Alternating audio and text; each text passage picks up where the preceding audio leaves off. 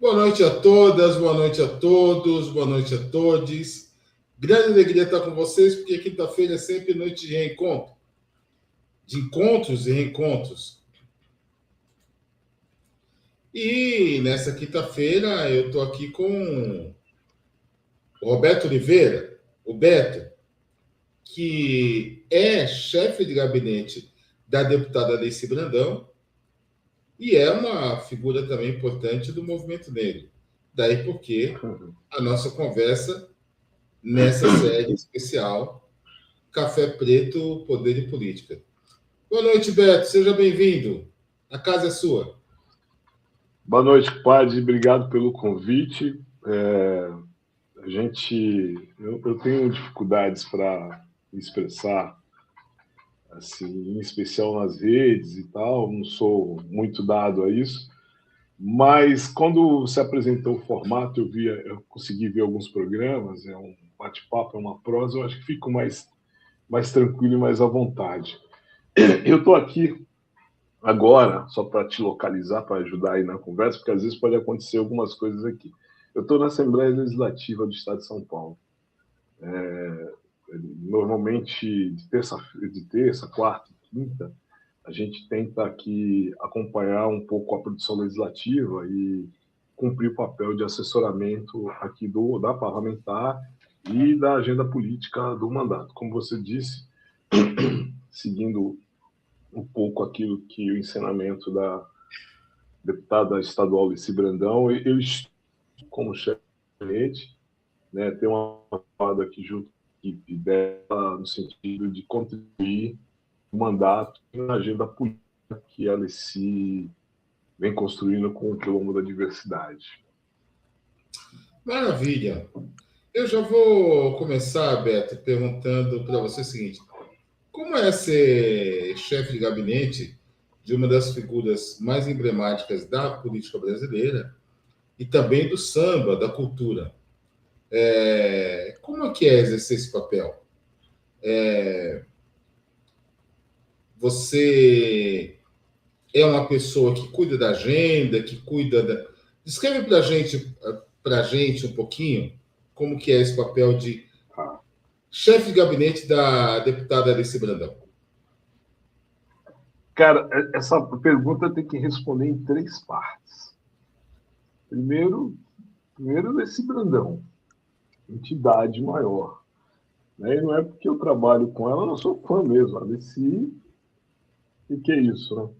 82 anos, ela está com a cabeça de uma jovem mulher negra de 30 anos, animadíssima, filha de Ogum Conhaçã, energia na radicalidade o tempo todo.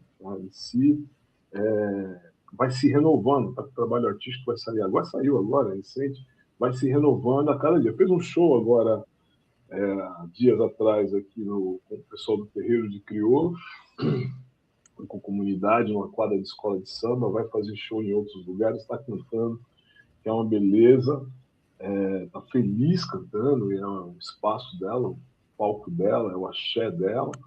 Então, trabalhar com uma figura que você é fã já é algo bastante generoso, espetacular, e traz para a gente também um nível de responsabilidade que às vezes assusta. Né?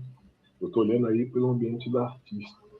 Como parlamentar, a gente ajudou, quando eu falo a gente, falando mesmo de um conjunto de atores e atrizes que, em torno da Alessi, construiu aquilo que ela chama de plano da diversidade, que não é só a equipe que trabalha aqui com ela, mas todo um arranjo político, partidário, comunitário, de movimento social, que construiu um mandato de uma ação... Mais alto só. Construiu um mandato com uma ação política mais organizada a partir daquilo que ela é, né? A partir da sua trajetória. Então, sempre foi o desafio era como é que a gente constrói o mandato da Alice, está ouvindo bem? Sim, sim.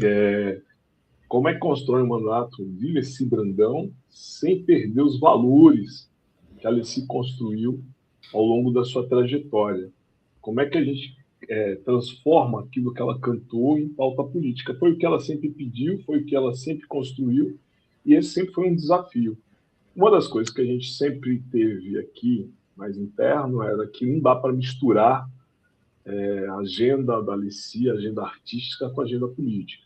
Elas dialogam, se completam, mas não misturam. Então, a gente não trata aqui, o Beto não trata da agenda artística.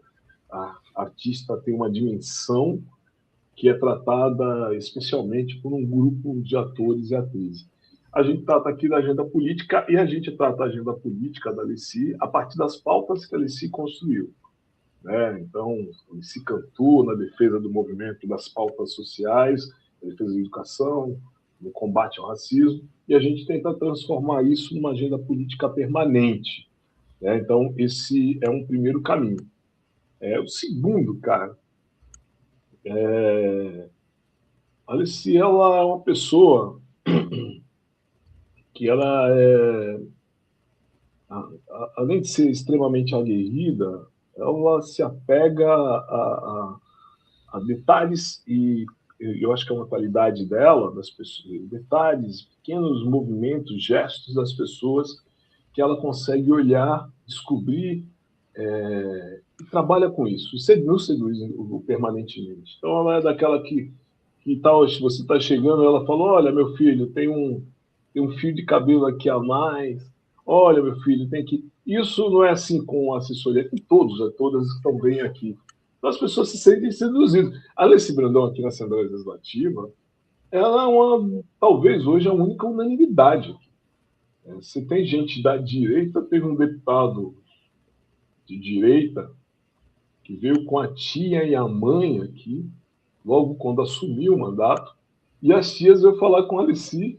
Ele, dona Alici, a minha mãe queria falar com a senhora, que é fã da senhora. E a mãe falou, olha, minha filha, cuide dele e dê bronca nele. A Alici dá bronca nele até agora, inclusive a gente tem denunciado ele. Mas é muito curioso. Então, essa coisa mágica que a Alici tem, né? Então, esse respeito, esse carinho, mas ela também transmite isso, porque ela também tem esse nível de cuidado, carinho e respeito. Então, essa é uma outra dimensão. E a terceira dimensão é nossa. Eu entrei aqui junto com a equipe, desde que eu entrei, ajudei a construir a candidatura, não sei se você sabe, eu trabalhei na Secretaria da Justiça e Defesa da Cidadania na época, durante uns 8 anos. Eu trabalhei com a questão racial ali na época na Secretaria da Justiça. Eu comecei na Secretaria da Justiça com o hoje camarada Alckmin, era o governador, e trabalhei num núcleo que chamava Assessoria de Defesa da Cidadania. E conheci a Alici num projeto, através de um projeto que eu que eu ajudava a construir, que era um projeto que acontecia aqui no centro de São Paulo, junto com a minha função na Secretaria da Justiça, que era um projeto chamado Rua do Samba Paulista. E, sim, naquele momento, a Alici se filiou ao Partido Comunista do Brasil. Eu era filiado, apesar de trabalhar no governo do Estado, eu era filiado ao Partido Comunista do Brasil. E os camaradas do partido convidou, olha, você está lá na Rua do Samba, tem um universo de samba ali, você está vindo do PCdoB, nos ajude no diálogo e tal. E aí fui conhecer a Alici numa atividade na Vila do Samba. Quando ela tiver, espero que ela venha em breve aqui fazer esse bate-papo. Espero que você nos ajude a entrevistá-la, né? Essa é uma das minhas funções. Aí, nesse bate-papo, eu acabei conhecendo pessoalmente e me sentindo seduzido por ela. E eu lembro que na época acabei me afastando, era período, tirei umas férias, então no período eleitoral ajudei na construção da campanha dela de 2010, a primeira eleição, se elegeu, e depois ela veio e convidou a gente, passou um período, acabei assumindo aqui as responsabilidades como chefe de gabinete. O mandato da Alici é um mandato diferente dos mandatos, de outros mandatos. Eu acho que cada mandato tem sua particularidade, mas o da Alici é um pouquinho diferente. Primeiro que a Alici Brandão. Então tem essa dimensão que eu falei do artista, tem essa dimensão que eu falei dessa entidade, né, que a gente trabalha, essas coisas todas. Mas ela também criou um caminho aqui que eu acho muito bacana. Então, assim, você não existe, o chefe de gabinete normalmente ou cumpre um papel muito da burocracia, né, ou é um líder pós-deputado, sem deputado, com deputado ali, de referência ali no mandato, né?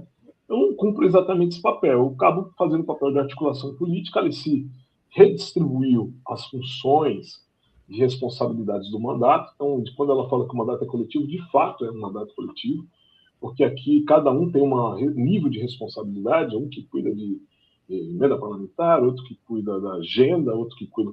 O meu papel fica nas relações institucionais, né, representar, em especial, o mandato fora, quando ela não pode, e ajudar na articulação junto com esses setores todos. Né? Então, ó, o que é isso aqui, o que é isso aqui? Então, a gente acaba cumprindo um pouco esse papel, mas cada um tem esse nível de representação. Então, se você perguntar para mim, ó, você vai trazer a LC aqui? Eu falei, vou ajudar, mas o responsável pela agenda não sou eu. Então, eu vou ter que apresentar, como todos apresentam, o responsável da agenda, o que é, por quê, porque também tem uma responsável pela comunicação.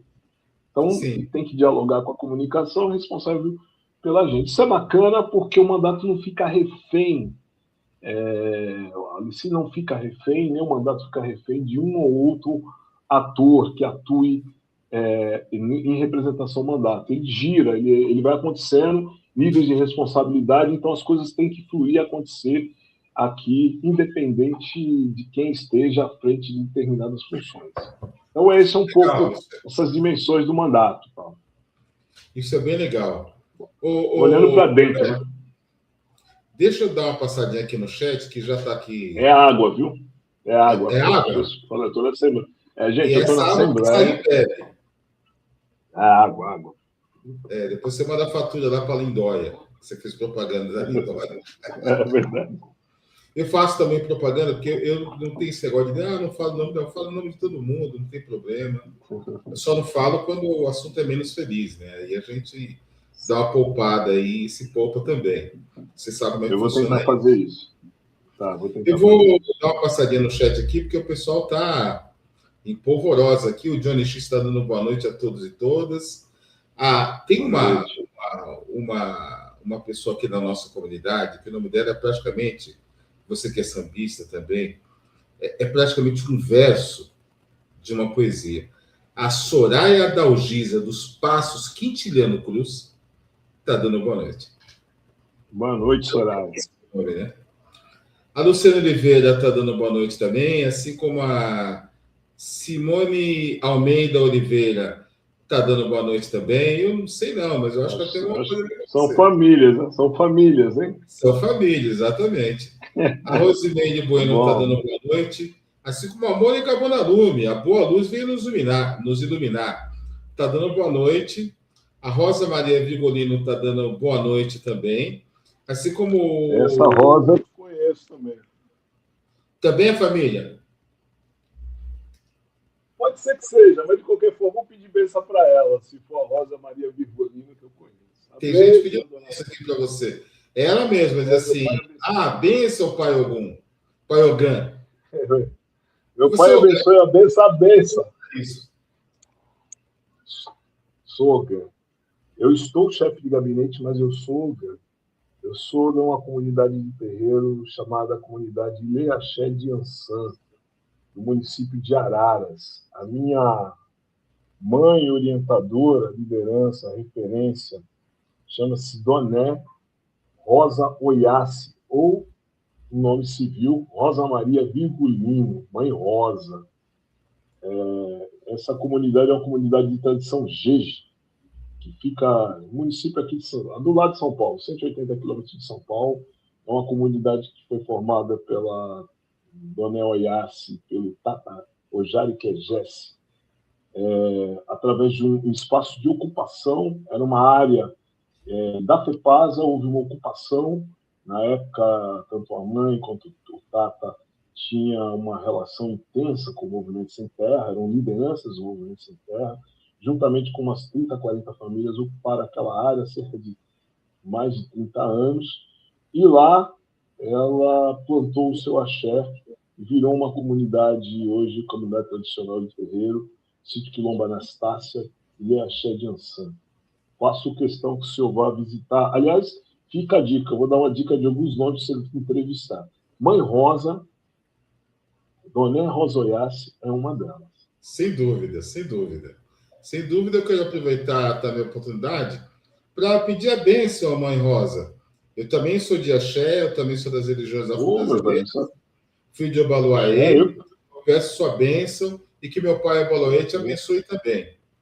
É muito importante a gente estar aqui trocando ideia e batendo papo, e eu faço questão também de visitar a Roça da Senhora no momento oportuno.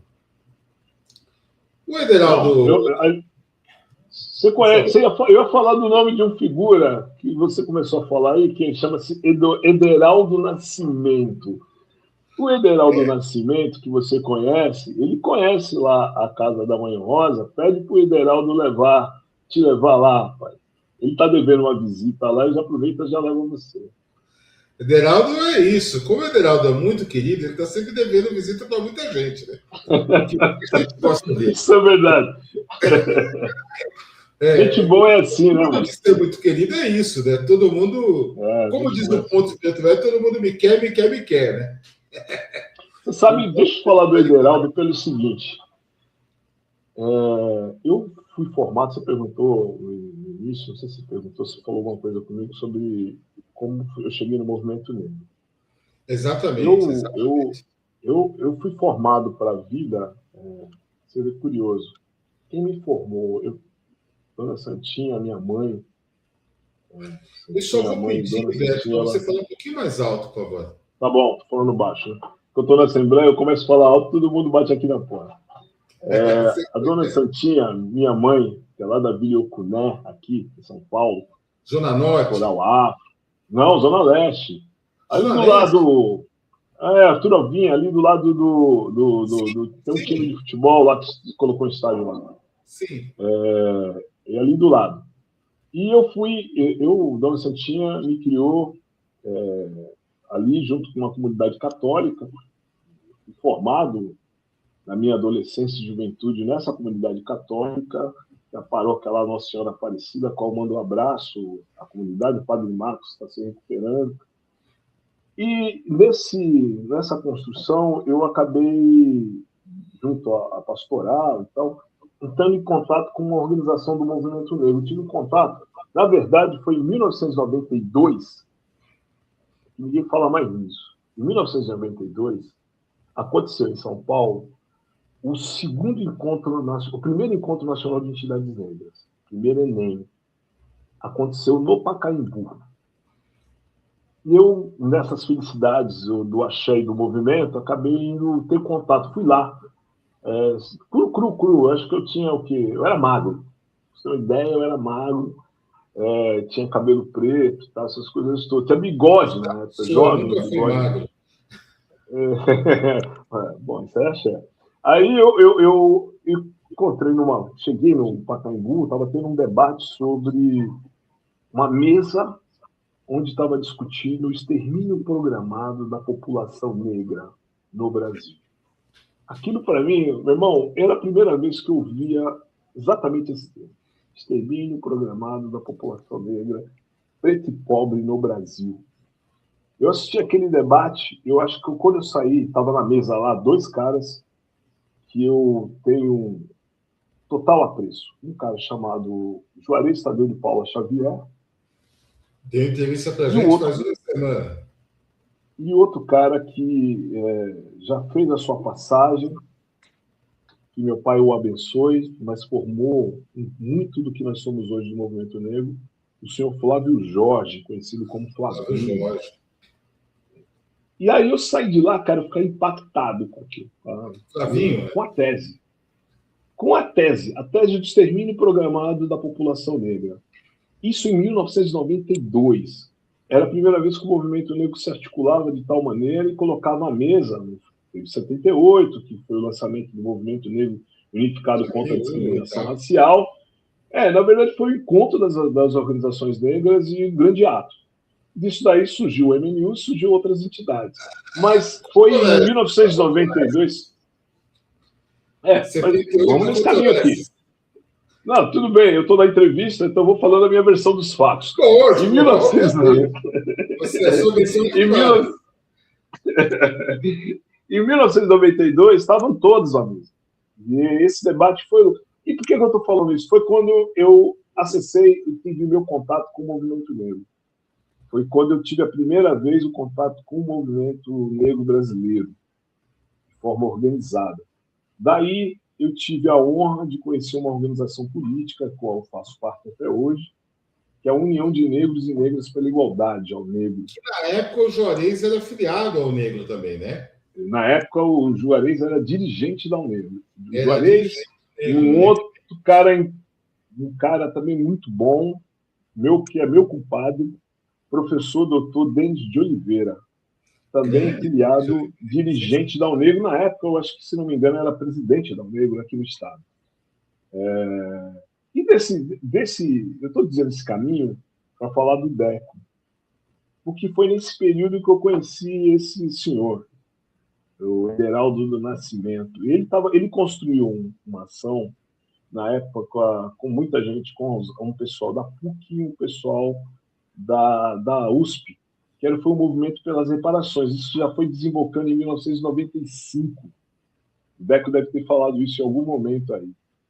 Que foi aquele jantar que reuniu 12 ativistas, se eu não me engano, o Deco depois vai falar isso tomando cerveja, 12 ativistas do Maxud, finado Maxud Plaza, e jantaram lá e pediram a conta. Quando chegou a conta, leram e lançaram o movimento pelas reparações e não pagaram a conta, foram embora. Isso estourou em todos os jornais, etc, etc. Conheci o Deco logo depois disso, juntamente com esses caras aí, Juarez, Flavinho, Deixa eu interromper você apenas por alguns segundos. Atenção, comunidade Café Preto. É a primeira vez na história da humanidade que esse assunto aparece no Café Preto e não foi trazido por mim. Porque eu fui membro, coordenador do Movimento para Reparações, embora não estive no almoço por questão de trabalho, né? Não conseguia, enfim, não fui liberado. Então, mas não estou falando besteira. Hã? Não estou falando besteira. Muito pelo contrário. Estou dizendo exatamente. Eu cito sempre, toda vez que o Deco ou o Milton Pereira entra aqui, ou alguma outra pessoa que fez parte do movimento, eu cito esse almoço. As pessoas já estão cansadas de me ouvir falar desse almoço. É a primeira vez que esse assunto vem à baila e não é trazido por mim. Sensacional. Sensacional. É porque eu gosto de recuperar isso, cara, porque hoje parece que está todo mundo inventando coisa nova, né? E essa trajetória 92, 90, até 95, cito 95, porque é o tricentenário, faz 30 anos, no ano passado, tricentenário de Zumbi dos Palmares, onde nós tivemos aí, Mãe Rosa organizou, eu acho que o grande Peconezu, o Festival Comunitário Negro Zumbi em Arara, iniciou a ocupação lá da sua área. O movimento organizou o Congresso Intercontinental dos Povos Negros das Américas no Parlatino, no Memorial da América Latina. Foi criado o grupo de trabalho interministerial, onde as organizações negras foram lá dialogar com o governo Fernando Henrique Cardoso. Então, foi um momento intenso do ponto de vista dos movimentos sociais, transformar aquela agenda política, transformar essa pauta política e começar a dialogar e pensar política pública. Quando começa a pensar em política pública, é nesse período aí. Na verdade, o movimento negro pegou uma série de pautas que já vinham pululando há décadas no movimento negro, por exemplo, reparações, ações afirmativas. O próprio Abdias já falava isso, como falava também da questão educacional, esse tipo de coisa. Fizemos a Marcha no 1995, mas esse almoço que você se refere, no Maxud Plaza, foi em 19 de novembro de 1993. Fizemos a marcha. Isso está na trajetória, de 92 a 90. Está na trajetória. É um contínuo, conforme você destacou muito bem. Entregamos lá no Congresso o nosso projeto de lei de reparações. Entramos na Justiça contra o Estado brasileiro, né, para que a Justiça declarasse o Estado brasileiro culpado pelo crime de escravidão. Né? Entregamos lá. Essa marcha, inclusive, é tratada pela Nilma Lino Gomes, no seu livro Movimento Negro Educador. Né? E essa comissão interministerial que você se refere é criada a partir dessa marcha no Zumbi em 95. Então, um momento muito rico do movimento negro. Né? Um momento muito... Acho que você tem contato com o movimento negro no num momento de muita riqueza do movimento negro. Sim, na verdade, eu sou fruto disso. Eu sou filho, fui criado por essa turma, por você, fui criado por essa turma. Você fala que isso é diferença importante, mas eu fui criado por vocês, eu fui criado por gente como até essa turma que participou desse ato lá no Mercosul de Praza, fui criado por aquela rapaziada que estava lá fazendo aquela mesa em 1992, lá no primeiro Enem.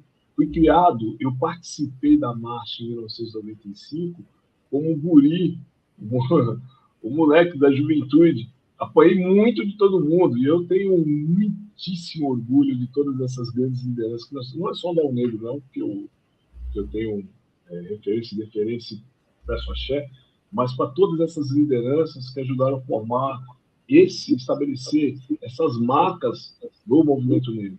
Nós estamos falando agora de reparações, estamos com o PL da reparações hoje para ser aprovado no Congresso Nacional, o deputado Orlando Silva é relator, mas construiu uma grande frente, tá? A deputada Benedita da Silva e outros deputados, outros parlamentares, por conta dessa ação que vocês desenvolveram aí. Foram vocês que trouxeram esse debate das reparações em 1993.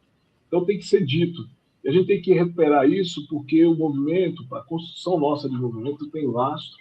É uma coisa que a formação de quadros é muito caro, demora muito tempo, certo?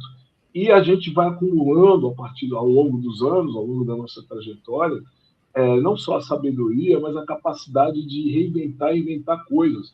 Nós temos tecnologias que o movimento negro enfrentou. Eu vi o Juarez falando sobre a tese, estou estudando a tese dele. Aliás, estou avisando aqui para o Juarez, se ele assistir, se ele estiver assistindo, ou se ele for assistir uma hora, que a tese dele do aniquilamento racial, lá na Escola de Sociologia e Política, nós estamos fazendo um debate sobre ela, nós vamos apresentar isso de forma mais consistente, do ponto de vista sociológico, e nós vamos trazer o Juarez para o debate, tem trazido o Juarez para o debate, é padrinho lá do Núcleo Antirracismo, Virgínia Leão do Curo, mas nós vamos aprofundar esse debate a partir daquilo que o Estado brasileiro contemporâneo vem trazendo para a gente de possibilidades. E eu só estou falando isso porque eu tenho uma perspectiva, apesar dos anos sombrios, eu tenho uma perspectiva ainda otimista do ponto de vista da construção do movimento social negro e da luta contra o racismo. Eu acredito, eu sou fruto disso, fui criado por esse movimento, sou filho desse movimento e acredito muito nessa turma que está vindo agora com essa disposição, mas também tem que aprender a olhar para aquilo que já foi construído por quem construiu essa trajetória. Essa é uma dificuldade que a rapaziada tem. Nossa, Ô, Beto, a Luciana Oliveira está pedindo uma coisa. Fala mais alto, por favor. Eu vou tentar desligar o fone para ver se melhora. Não, o que eu entendo, Beto, é que você vai fazendo uma fala, essa fala que é uma reflexão compartilhada. Então a gente acaba trazendo a voz um pouco mais para dentro, porque tem esse movimento de reflexão. Né? Mas do ponto de vista dos equipamentos, está ótimo. Deixa eu tentar recuperar aqui alguma coisa. Só posso aproveitar e dar um recado para a Luciana Oliveira. A Luciana Oliveira é minha esposa, então só avisar para ela que eu estou aqui na Leste. Estou na Leste. Vou atrasar para chegar hoje. Deixa o micro-ondas já no jeito, porque eu não hashtag fica a dica. Não tem cachê e o pessoal não serve o almoço. Estou tomando água, viu? Ou então, quando você chegar, você fala, olha, eu vou chegar mais tarde, mas eu continuo comprometido em fazer a comida, tá? Não, porque eu acho que ela não vai topar muito, que essa não é uma qualidade que eu tenho. Mas precisa desenvolver essas qualidades, porque o mundo mudou, né? Enfim. Deixa eu recuperar aqui alguma coisa. O Deco está dizendo já que topou. Nós vamos aí no terreiro da Mãe Rosa Bregolino. Está dizendo que o Beto é um grande líder. Eu perdi um pouquinho aqui a sequência das conversas, gente. O Johnny dizendo, sou Beto, boa noite. Obrigado por sua presença aqui no Café Preto. O Johnny X, que é o mais novo membro do canal Café Preto. Ele é responsável pela inteligência do canal. Então, seja bem-vindo ao canal Café Preto, não apenas uma pessoa da comunidade que tanto nos ajuda e fortalece, ele também agora é membro do canal. A Soraya Adalgisa dos Passos Quintirana Cruz está dizendo o seguinte: você, como chefe de gabinete, queria saber se deveríamos ter um partido afro para ter mais representatividade nas vozes negras. Eu já vou te passar essa pergunta, deixa eu só repassar aqui no chat.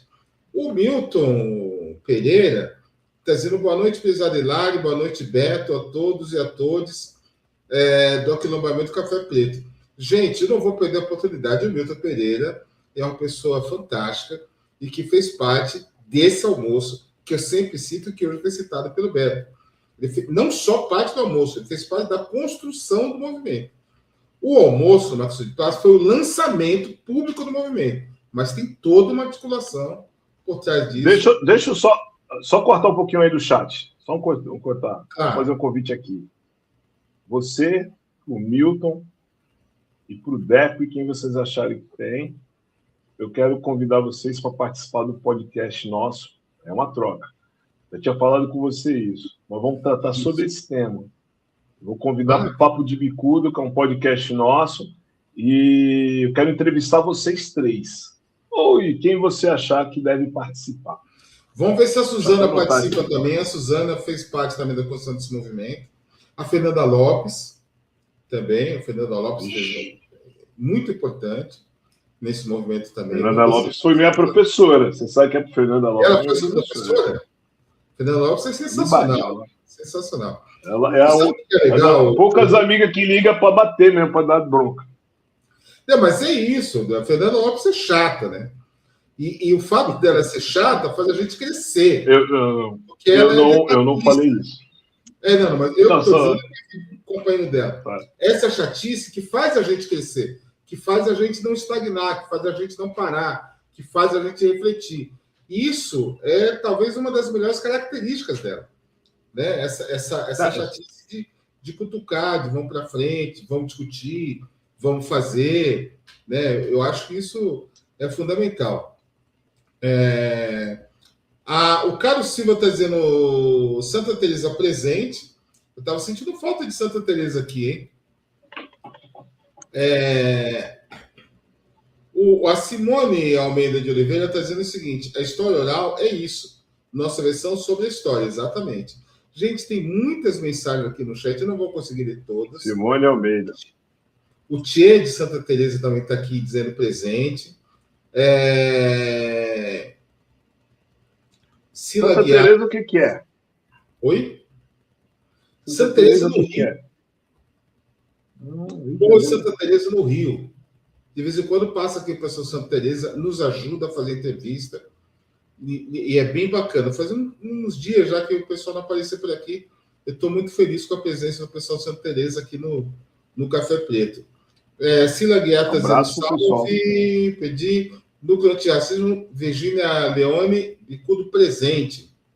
Eu quero pedir a todos, todas e todos que, por gentileza, se inscrevam no canal, compartilhem essa live para trazer mais gente para ouvir essa voz poderosa do Beto Oliveira aqui e para que a gente possa chegar mais longe. Acione o sininho e ajudem o Café Preto com essas atitudes a também crescer um pouco mais. A Soraya Dalgisa dos Passos de Tirano Cruz trouxe um assunto que é bastante interessante. E que, volta e meia, alguém fala da criação de um partido negro.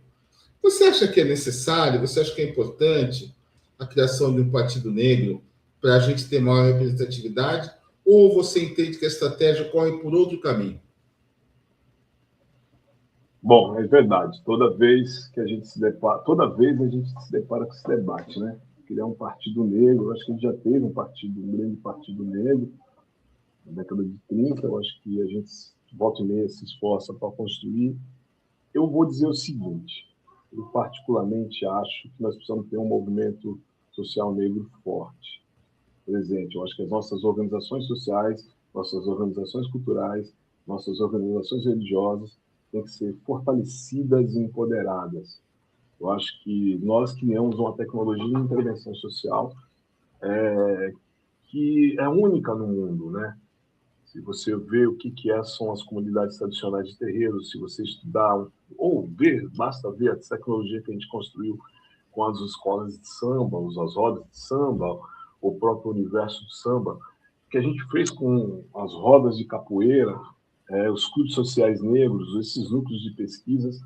Então, eu acho que nós temos uma tecnologia de organização múltipla e sempre inovando, sempre criando coisas novas. Eu acho, sinceramente, que nós temos um nível de diversidade e de intervenção, porque o racismo ele atua de forma múltipla em todos os instantes e todas as formas, né?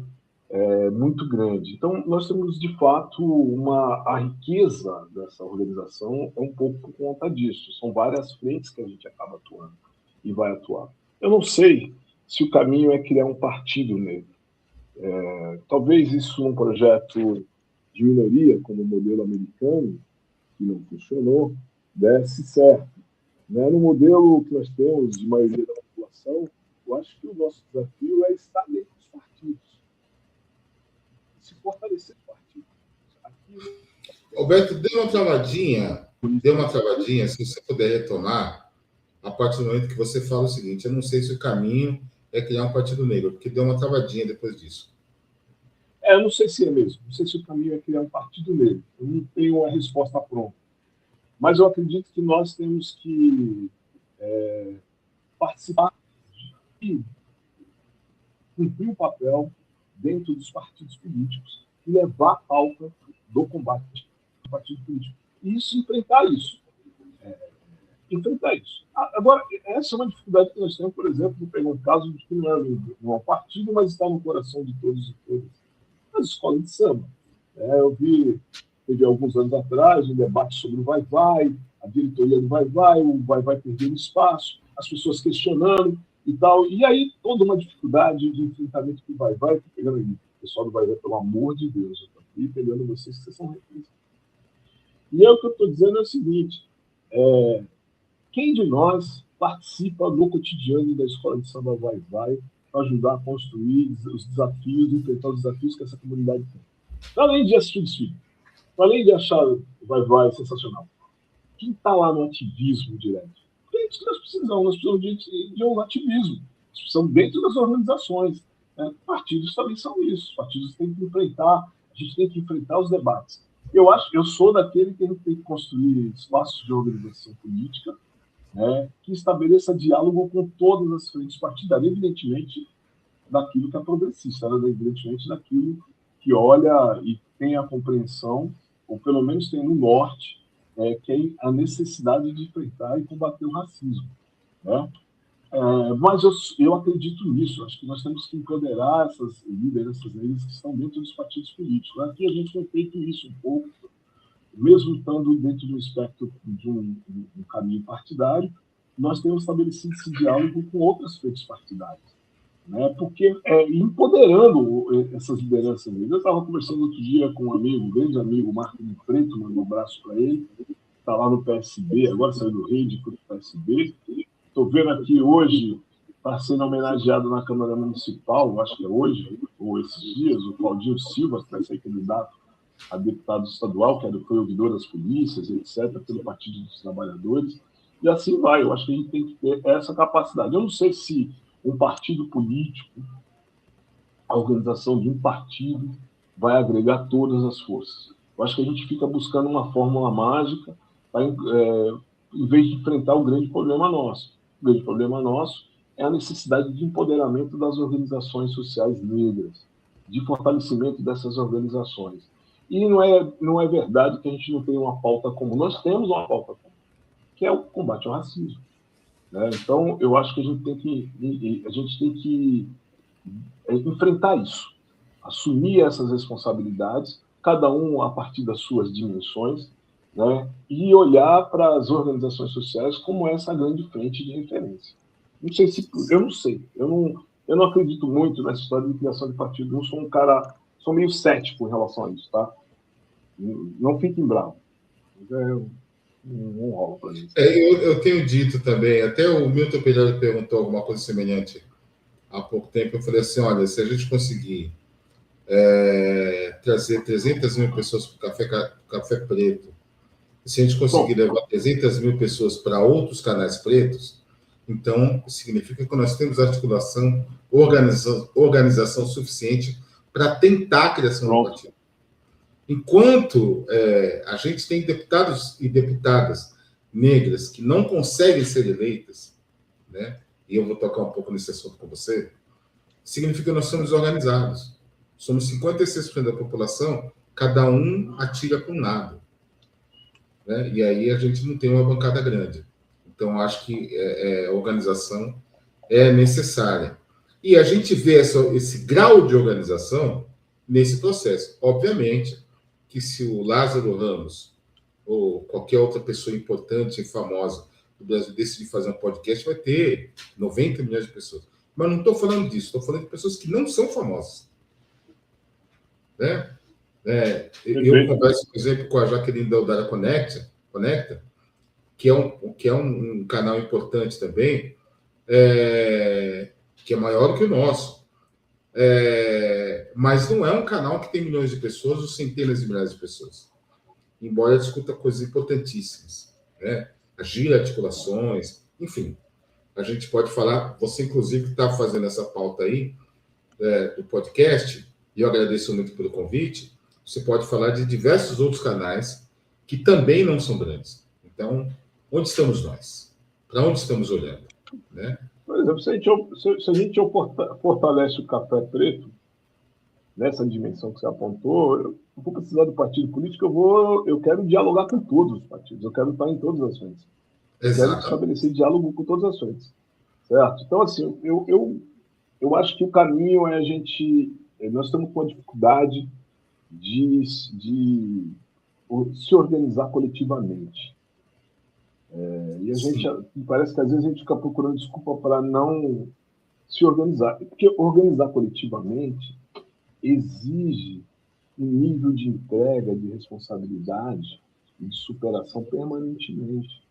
Então não é fácil mesmo, não tem uma organização fácil, certo?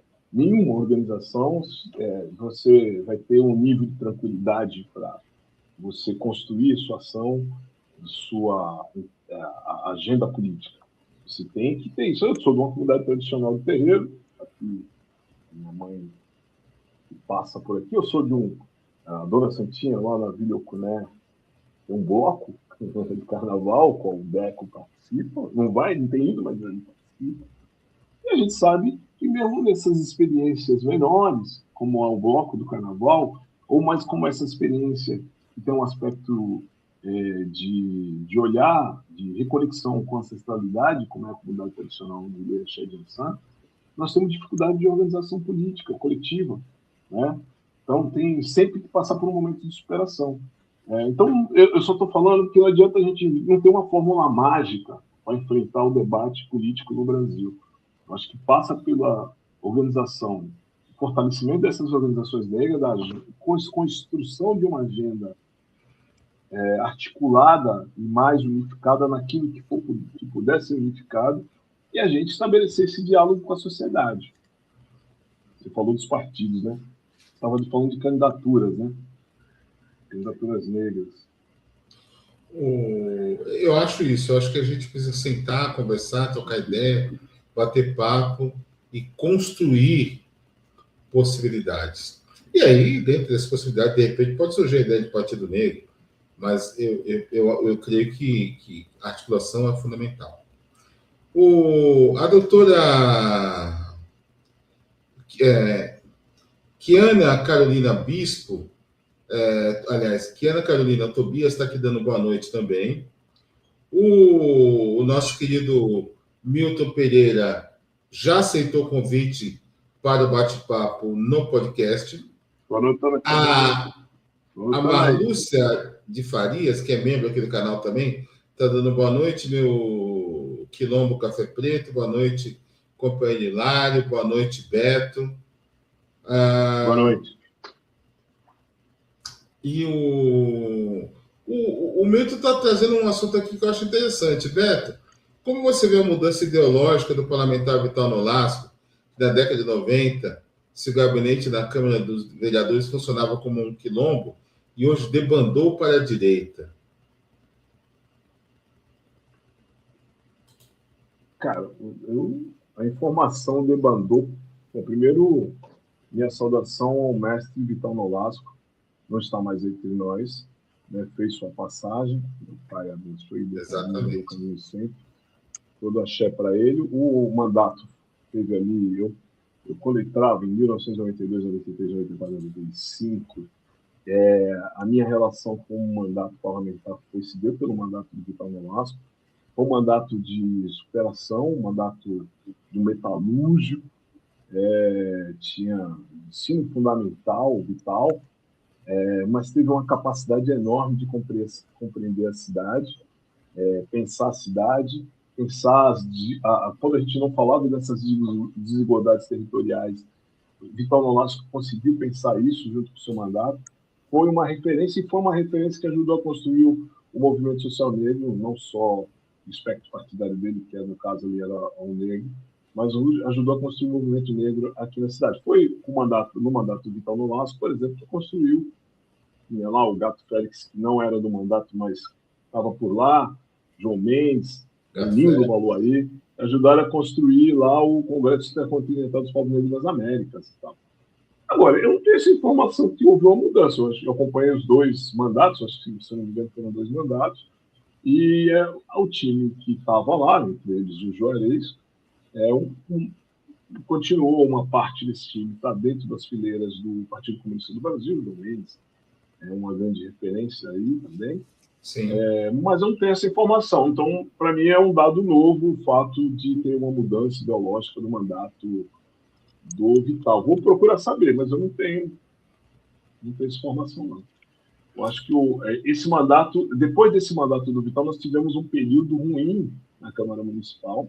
Sim. A gente não conseguiu, de fato, ter mandatos negros. Hoje nós temos belíssimas mandatas e mandatos que vêm com a pauta negra muito bem representada, precisam muito mais para enfrentar os debates aqui na cidade, mas hoje nós temos alguns mandatas que têm cumprido um papel importante. Maravilha. Maravilha. Eu também não tinha essa informação. O Milton Pereira está dizendo que tem conversado com pessoas que debatem o resgate do antigo Partido Frente Negra, extinto na ditadura, e o mote da iniciativa é exatamente questionar o motivo da extinção para derrubar a burocracia. Eu também conheço algumas pessoas que estão envolvidas nesse processo, né? O que você acha disso, Beto? Não, já falei minha opinião sobre esse negócio. Eu estou no caminho do partido, essa ideia do partido, então um partido negro, né? Eu tenho um parceiro, eu ia falar desse parceiro, mas eu estou com medo de, eu não sei bem se ele está nesse caminho aí, mas eu acho que ele está tocando sim. Um amigo, tem Caçula. Tá, o Caçula até onde você está, né? Tá, também. Então não falei besteira. O Caçula, ele vinha construindo isso, tem um debate mais refinado, acho que vale a pena, inclusive, convidá-lo e convidar essa rapaziada para esse debate sobre a história do partido, de um partido negro, né? E a própria história do movimento, do carnaval, tudo isso é muito importante de ouvir. Para enfrentar o Caçula tem coisa para caralho para falar, né? Desculpa, falei palavrão. Tem muita coisa para falar, mano. O Caçula tem muita coisa. Ele construiu, veio da escola que estou estudando hoje, ele tem muita coisa para falar. Isso aí tem prosa. Vale a pena. Eu ia falar o seguinte, na África do Sul, na construção da luta contra o apartheid, o CNA, lá vai eu correndo isso, falar besteira. O CNA, Congresso Nacional Africano, construiu um projeto de maioria, não era um partido negro.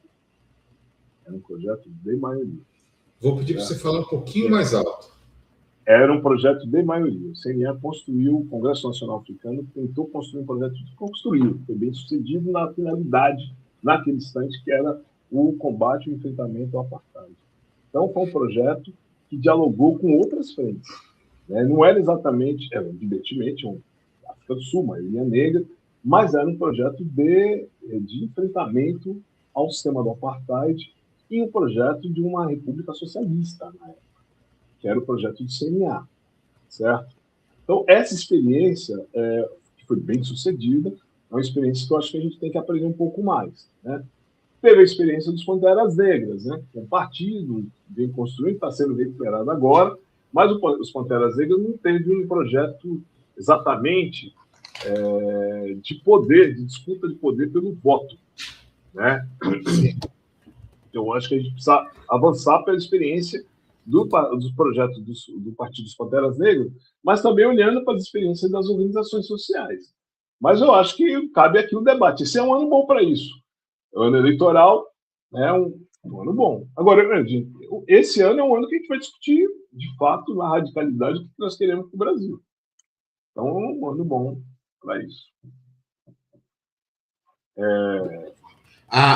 Essa série de entrevistas, Café Preto, Poder e Política, é exatamente para debater esse tipo de coisa e apresentar candidaturas também que merecem ser conhecidas. Não vamos conseguir apresentar todas, mas vamos apresentar muitas. Agora eu queria te perguntar uma coisa, Beto. Essa questão da distribuição de verbas partidárias para candidatos serem, enfim, financiarem as suas campanhas e tal, que é um nó no Brasil. Eu entrevistei aqui a doutora Regina Rufino a esse respeito. Está superado dentro do PCdoB? A Alessi tem enfrentado problemas com esse tipo de coisa? Como é que funciona isso? Bom, esse é o nó do debate partidário para a gente é esse daí.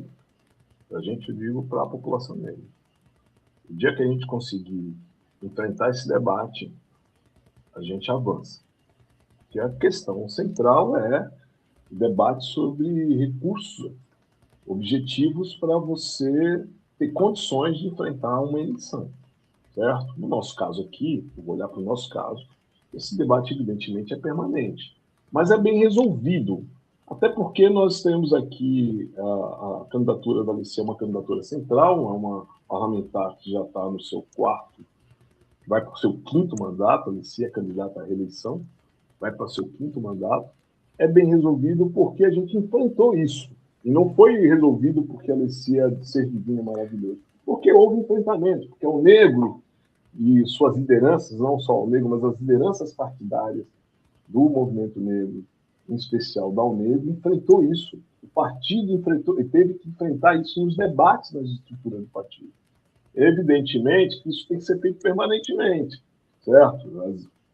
Um partido como o PCdoB, eu acho que nem é um dos grandes problemas.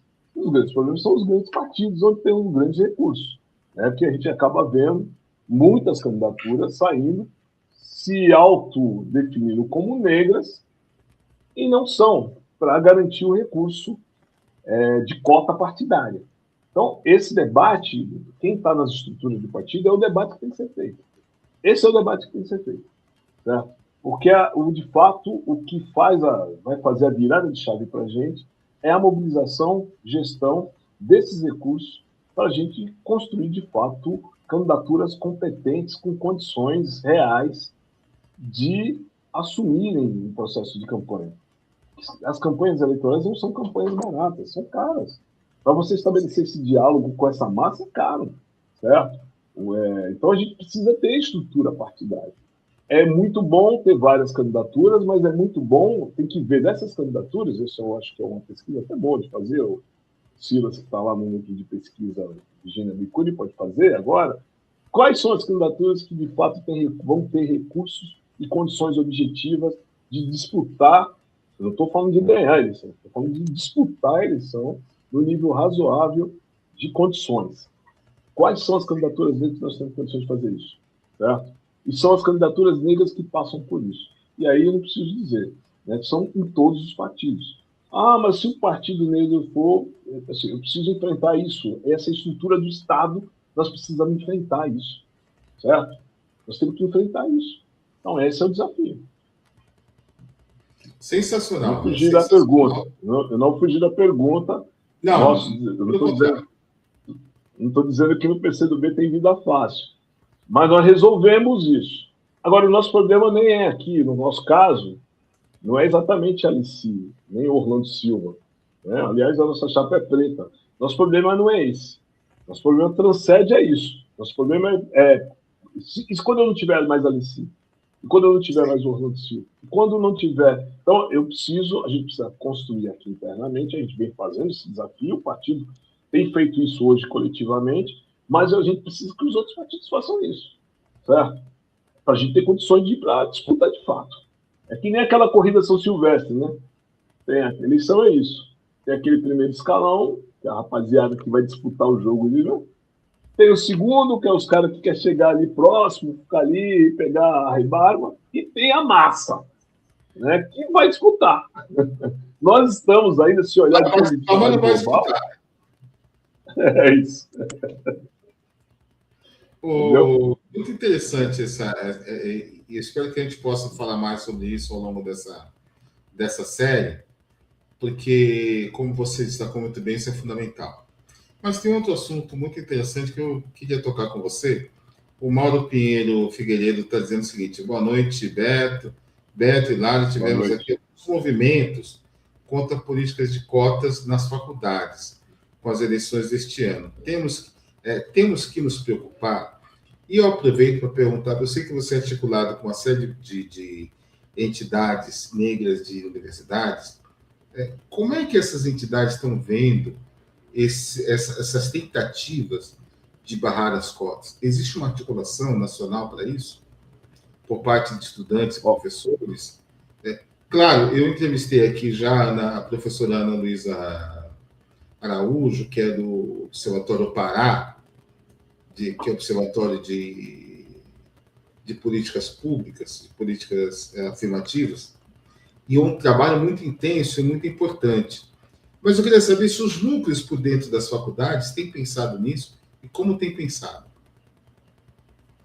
Bom, primeiro, de fato, tem que se preocupar. E não é só pelas cotas de acesso, cotas ou políticas de ação afirmativa de acesso à universidade, não. É todo o conjunto da obra que a gente construiu. Tem que se preocupar.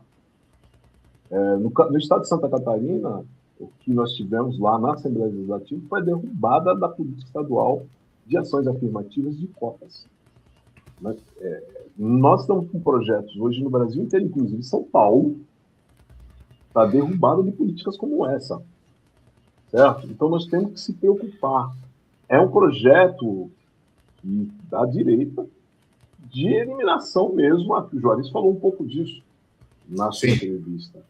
Faz parte da arquitetura daquela história que ele fala de aniquilamento racial. Então, a eliminação dessas construções legislativas, dessas construções jurídicas e institucionais que a gente fez. Né? Então, nós temos que, o movimento tem que ser de contenção radical dessas políticas. Segundo, o seguinte, esse ano você sabe que nós vamos realizar, porque eu gosto de dizer que, de uma certa forma, a gente faz parte. Vai ser realizado o COPEN, que é o Congresso Nacional de Pesquisadores e Pesquisadoras Negras, vai ser no final de julho, em Brasília. Aqui em São Paulo, a gente contribuiu na construção de um Fórum Paulista dos Núcleos de Estudos Afro-Brasileiros, NEABs. Vai ser realizado um encontro, quase uma grande plenária, no dia 15 de junho, no Memorial da América Latina. E a pauta radicalmente defesa das cotas e as políticas de ação afirmativa. A pauta é defesa da ação, da construção de uma universidade de qualidade, mas a partir da democratização étnico-racial e ação de políticas de promoção da igualdade racial dentro da academia e da universidade e das escolas públicas, em especial em São Paulo. São Paulo, você sabe que as universidades, em especial as universidades públicas, todas elas estão passando por um grande processo de retrocesso, desde o corpo discente ao corpo docente. Há uma ação articulada nesse sentido. Então, o que nós estamos agora, os núcleos estão, de uma certa forma, são espaços de referência dentro das universidades, e estão se propondo, têm feito isso, primeiro estabelecendo um diálogo mais afirmativo para aquilo que teve um período que se perdeu com os movimentos sociais negros, mas estão propondo a fazer esse debate dentro da universidade, que não é pouca coisa. Não é pouca coisa. Às vezes parece que está se dialogando para dentro de si mesmo, mas não é. Há necessidade de fazer esses enfrentamentos, tanto nas universidades públicas, como, em especial nas universidades de caráter privado. Hoje nós temos núcleos espalhados em várias universidades. Esse fórum, a gente está constituindo, tem uma executiva com 5 núcleos, né, da Unesp, Unicamp, UFSCar, lá da FESP, e agora vai se constituindo com outros núcleos dos institutos federais e da universidades como da PUC, tanto de Campinas quanto de São Paulo, da Universidade FMU, que tem ligas acadêmicas e etc. Mas eles têm cumprido esse papel de estabelecer o debate, tanto para dentro da universidade, revisando normas, revisando conteúdos, referências, e provocando a universidade a avançar no debate sobre a lógica de desenvolvimento. Né? Então, essa ideia de enfrentamento da colonialidade, do epistemicídio, se dá permanentemente, desde o aluno na sala de aula aos centros de pesquisas que essas universidades vai tendo e vai sendo constituído. É muito importante você ter falado, você ter resgatado aí a fala do professor Juarez, que quando fala de aniquilação, não só física, mas também conceitual. Isso faz parte da aniquilação conceitual. Nós entrevistamos aqui já 2 vezes a professora Érica Bispo, que é aquela professora que passou em primeiro lugar aqui na USP, mas teve seu concurso anulado. Né? Teve esse concurso anulado e está numa briga judicial para tentar acessar o cargo ao qual ela tem direito por ter passado em primeiro lugar. Né? Então, acho que isso é um exemplo das dificuldades que as universidades aqui em São Paulo têm enfrentado. Eu quero registrar aqui que acabou de chegar aqui a Luz da Silva Morim, a sogra, está aqui também nos assistindo e trazendo aqui a sua luz. A Luciana Oliveira diz o seguinte: fica tranquilo, estamos 1 a 1. Entendi, essa aí fica a dica. Pois é, né? Enfim, né? Ô, Roberto, eu quero agradecer muito pela sua presença aqui. Quero agradecer imensamente por você ter aceitado o nosso convite. Quero agradecer mais uma vez o Ederaldo Nascimento por ter feito a ponte. Quero agradecer também o professor Eusébio Jorge, que também nos apresentou. Deixa eu falar do Eusébio. Por favor. Que foi citado hoje. Só antes que você fale. Nosso próximo entrevistado, na próxima quinta-feira, o professor Eusébio Jorge vai conversar conosco, por gentileza. O Eusébio foi o seguinte: o Eusébio foi meu professor aqui na FESP. Mas eu conheci o Eusébio. O Eusébio tinha... Quando eu conheci o Eusébio, foi nesse período aí que eu falei entre 93 e 95. Sim. Não, foi depois de 95. Ele já falou isso. Tá? E ele é jovem, branco, mas ele atuava nas fileiras da juventude do movimento estudantil, do Partido Comunista do Brasil. Me apresentou hoje grandes amigos meu e do Deco, que atuou lá na região com ele, que é o Anderson de Oliveira, parceiro, irmão, compadre. E ao longo dos anos teve um período que a gente se afastou um pouco. Eu recentemente encontrei com ele na sala de aula, eu como aluno, e ele, numa reunião, ele falou: porra, o Beto, eu que apresentei todos esses caras que andavam com o Beto, etc. Só que ele não andou comigo, porque eu era branco. Eu falei: bom, é isso. De uma certa forma era isso. Eu fui andando com ele, me apresentou o que tinha de melhor dele, que foram os amigos pretos. Exato. Mas eu sempre tive um extremo respeito e carinho ao Eusébio. Foi meu professor, tenho honra de dizer que ele foi um excelente professor, é um excelente professor, não está mais ali na FESP, agora parece que está no Rio de Janeiro, se eu não me engano.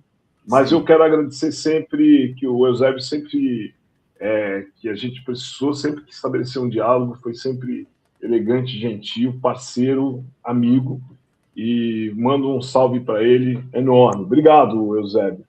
Fala que eu mandei um abraço para ele depois. Tá? Eu vou falar para ele. O Eusébio é muito gente. Fala que eu falei bem.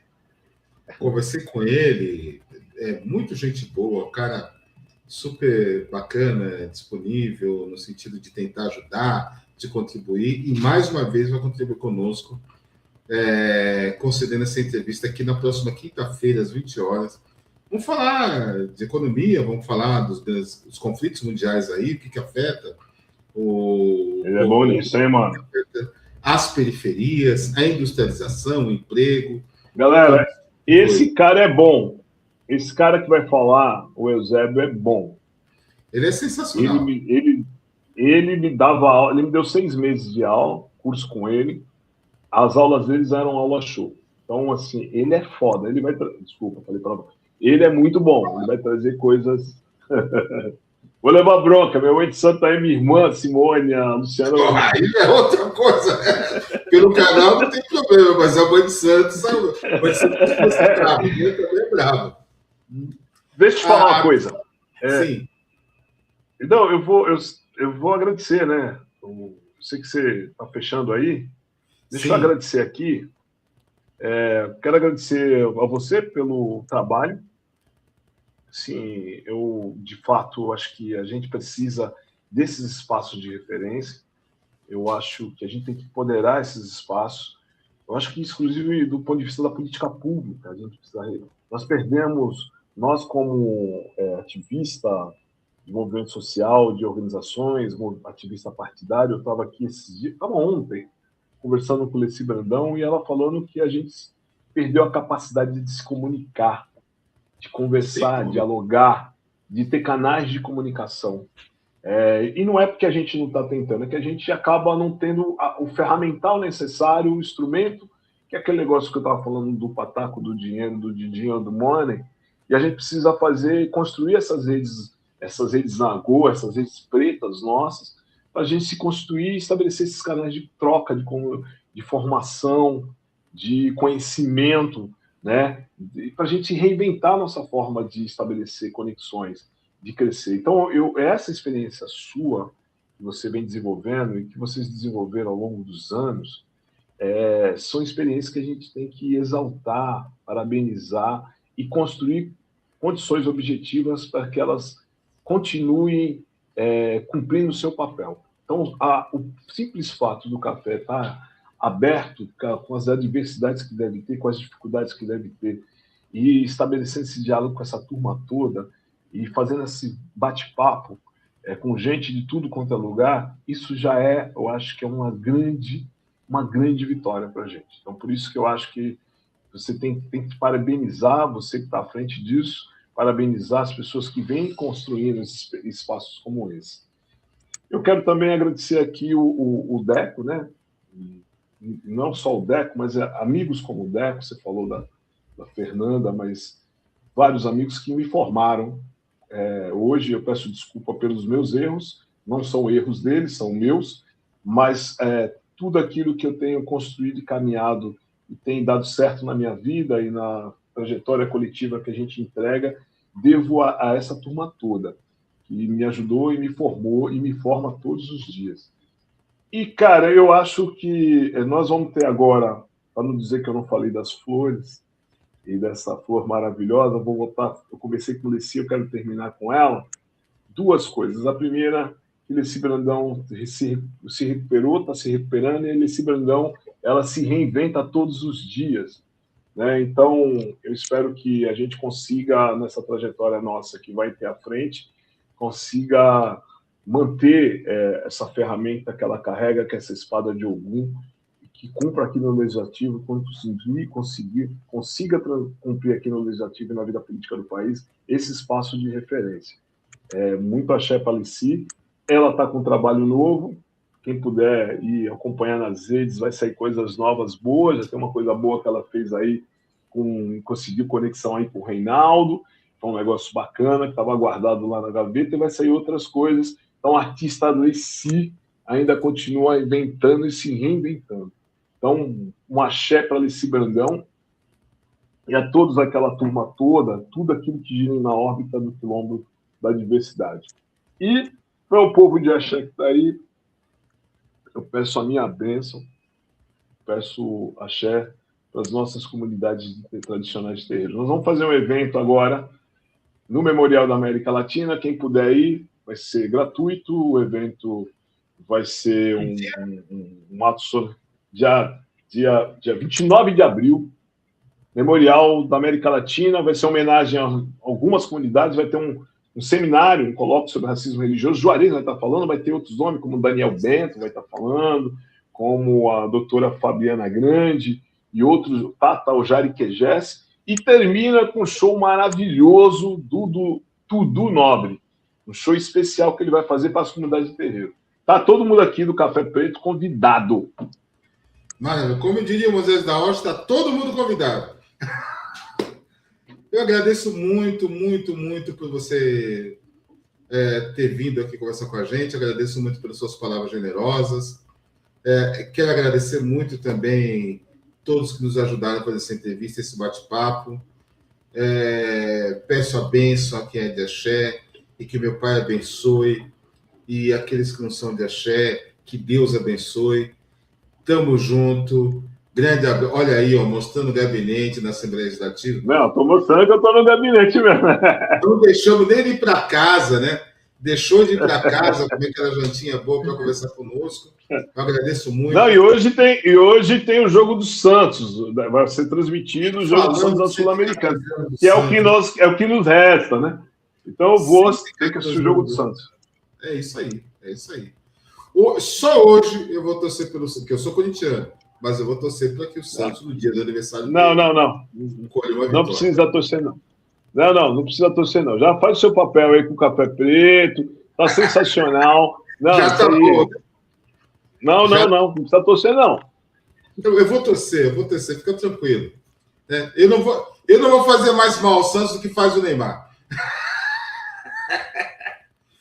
Polêmicas à parte. Gente, na próxima quinta-feira, o economista, professor da FESP e da UFRJ, ou UF, não me lembro agora, no Rio de Janeiro, Eusébio Jorge vai estar aqui falando conosco sobre economia, guerra do Irã e perspectivas de futuro. A psicóloga Elizabeth Santos está dizendo que live, avante. Grande abraço, gente, até quinta-feira. Valeu, Beto. Muito obrigado. Tamo junto.